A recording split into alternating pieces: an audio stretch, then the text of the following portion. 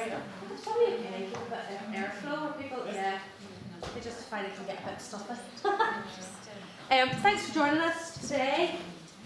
So you're with me, you lucky ducks, until about 1:45 before we get lunch. So if I haven't met before, I think I've met most people, but my name is Steph Sandwich Campbell, and I'm Senior Educational Projects Manager here at Queen's University Belfast, and have been the project lead on our pilot with the Beyond Blended framework with Jisc.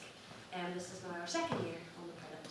So I'm just going to spend 15 minutes or so chatting about our journey here at Queen's, the things that we've uncovered and discovered as we've gone through the pilot. I was laughing with Phil Hannah because I was on a conversation with Sarah and Sheila the other day, and we were talking about side quests, and it got me thinking about it. I feel like our pilot project has been a journey of side quests.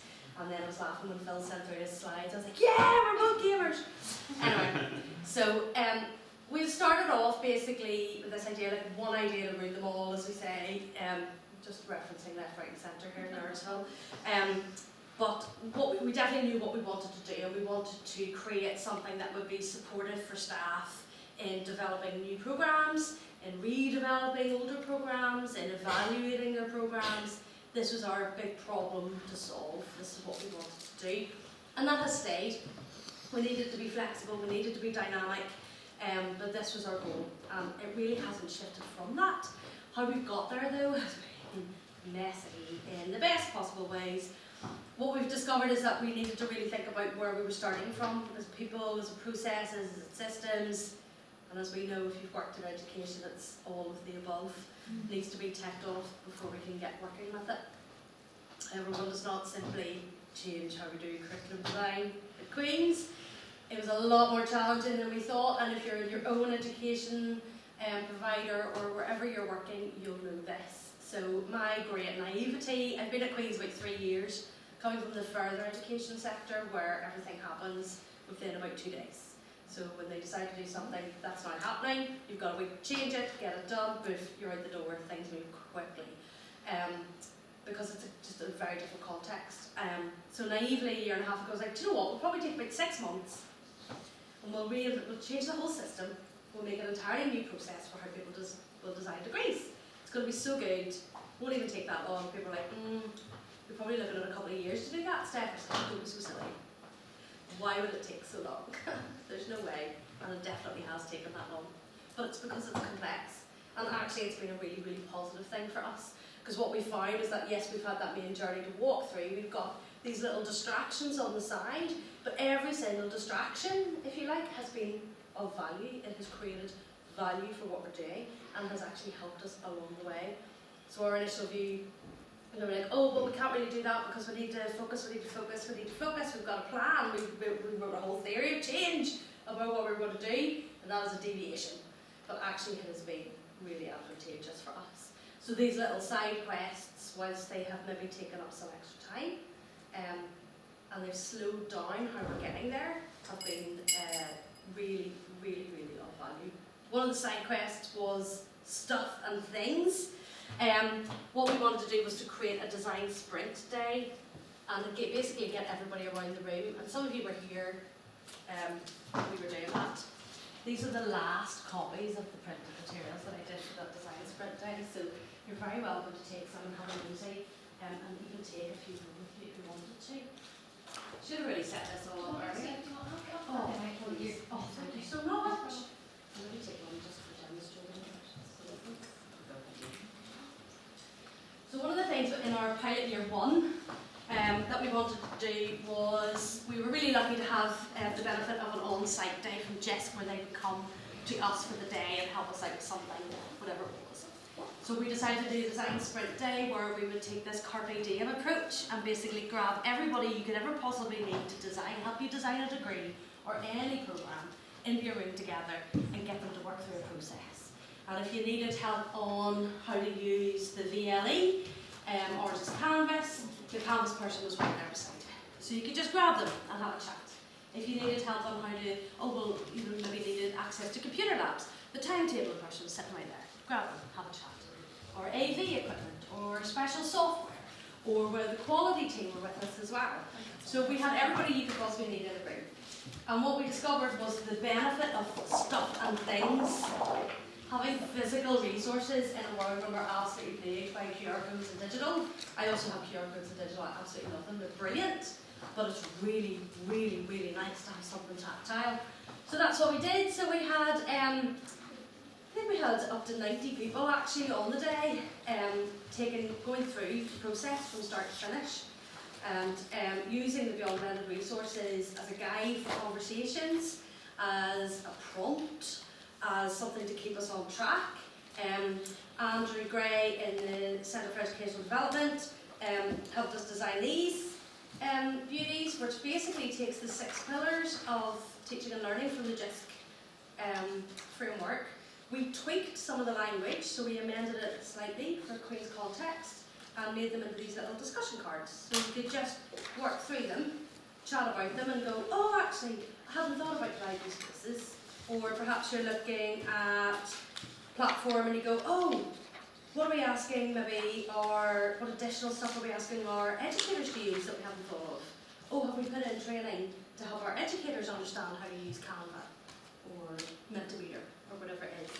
Because it's really easy to go, oh, just in case you use more online assessment, there's loads of digital tools, just Google it, they're all great.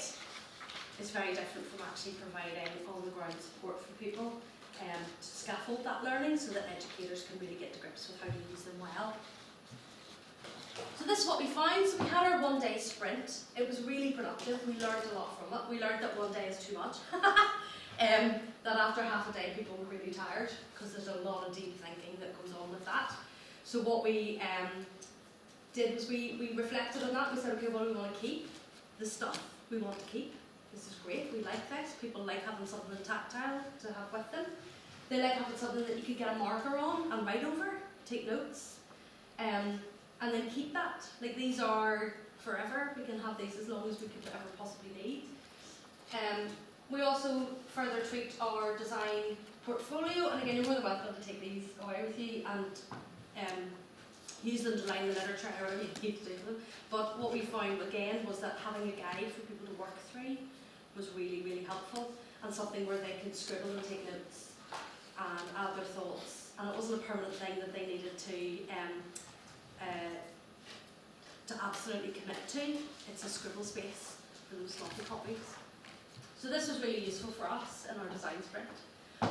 The other thing that we found really useful was mapping to what was good for other people. So we mapped everything to the professional standards framework. So anybody who was looking to explore fellowship or senior fellowship or associate fellowship or principal fellowship through the professional standards framework with Advanced HE was able to map directly across to this design portfolio, to the BF resources, and say, well actually whilst I was discovering and talking about where my students are learning and where is their basic learning, that was also helping me to consider the dimensions within the professional standards framework.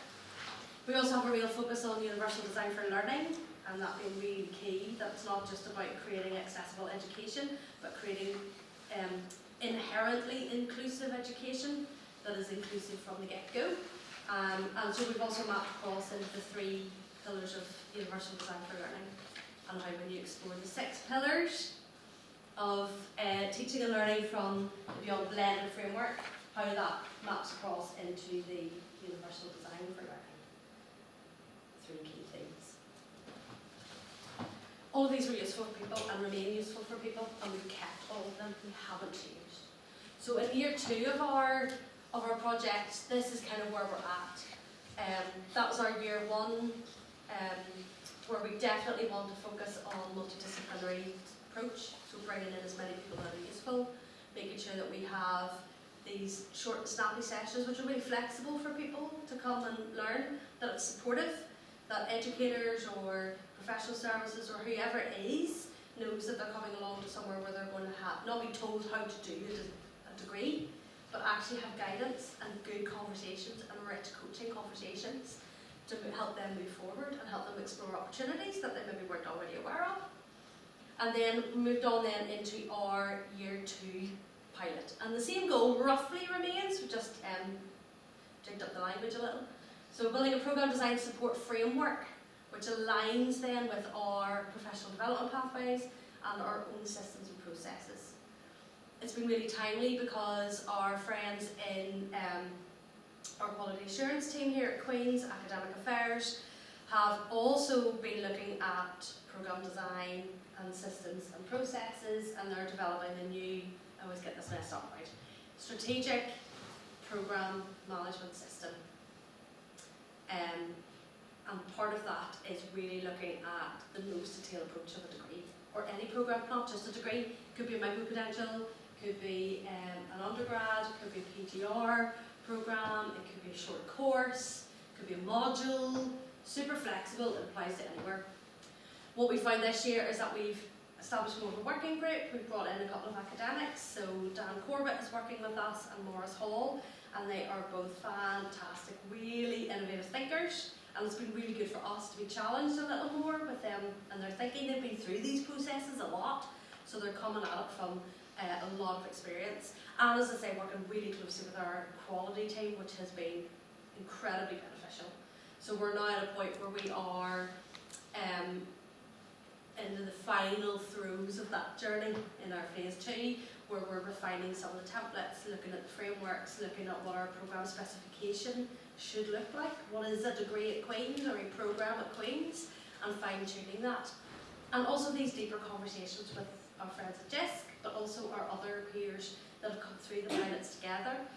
It does sound really cheesy, but we are all actually really quite close. There are multiple WhatsApp groups now running, and Teams chats and things like that, and what we find is that we're sharing a lot and saying, oh, I've already done that, do you want my notes from it? Yes please, that'd be great. Oh, can I borrow your spreadsheet, or can I take that? And we're all sharing, and that's been really, really brilliant. Because even the design sprint was borrowed from Northampton and from Edge Hill, and their approach in Carpe Diem and seize the day and grab things and get going with it. So it's been really, really good. What I would say, to summarise, is the side quest. If you're thinking of exploring curriculum and assessment, if you're thinking of exploring using the Beyond Blended resources or anything like this, is to not, it's really hard, we all get distracted by these little side quests that happen along the way, but if we've got the same goal, those side quests become experience builders and actually help you create a much better product. So yeah, it's definitely run slower than I thought it would, massively, but actually we've got a far better thing, because now we are much more embedded within the systems and processes at Queen's. We're sitting right beside the quality team as they're developing their approaches. We're able to help them shape their ideas as when they help us shape our ideas. It really is sitting side by side, and what it's meant is that we have a much, I certainly feel like we are much more confident in what we're pulling together, because it's been through these different iterations and conversations.